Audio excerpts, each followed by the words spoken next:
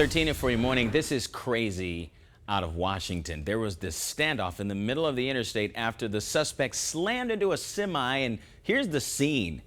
No one's moving here, and there are plenty of authorities. This all started when the suspect drove past a police officer at 100 miles an hour.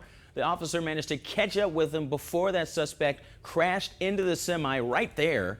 Police are saying the suspect then holed himself up in his car with a knife. The suspect eventually was taken into custody, and the semi driver is okay. But what mayhem on that highway.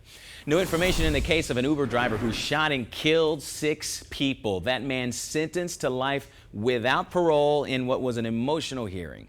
You tried to kill us all. You failed.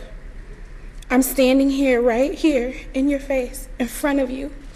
How does it make you feel? Look at me. How does it make you feel? Horrific crime. 48-year-old Jason Dalton pleaded guilty last month to killing those 6 people and wounding 2 other people in a series of random shootings in February 2016. The prosecutor described the killings as, quote, intentional, deliberate, and coldly done. The judge heard emotional testimony from both victims and family members, and Dalton kept his eyes locked on the floor the whole time, even as he was sentenced to life in prison.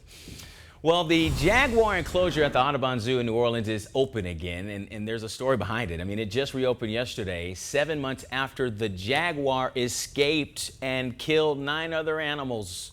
Oh boy. Good news here is it happened when the zoo was not open, so no humans were hurt. Workers saying the 3-year-old jaguar chewed a hole in the steel mesh roof of the exhibit. That's how it made its escape. So now the zoo is saying, all right, the mesh is too small now for his jaw. The steel is thicker. And they also installed video cameras. They electrified the wire around the roof. So there are a lot of layers of security here. The jaguar spent the day inspecting his new ramp and 2 new platforms. And, you know, you're doing all that work. Hopefully it works. I mean, the jaguar is really smart. In Colorado, though, a rock slide dumped as many as 30 dump truck loads of rocks on the interstate. Some of them were boulders as big as your SUV.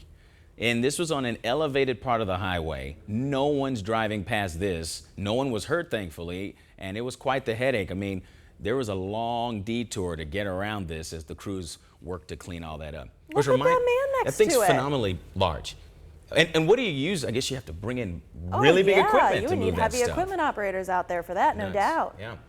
All right, so I think we like this side of the weather right now. We'll take this side comparing it to that. We'll take this.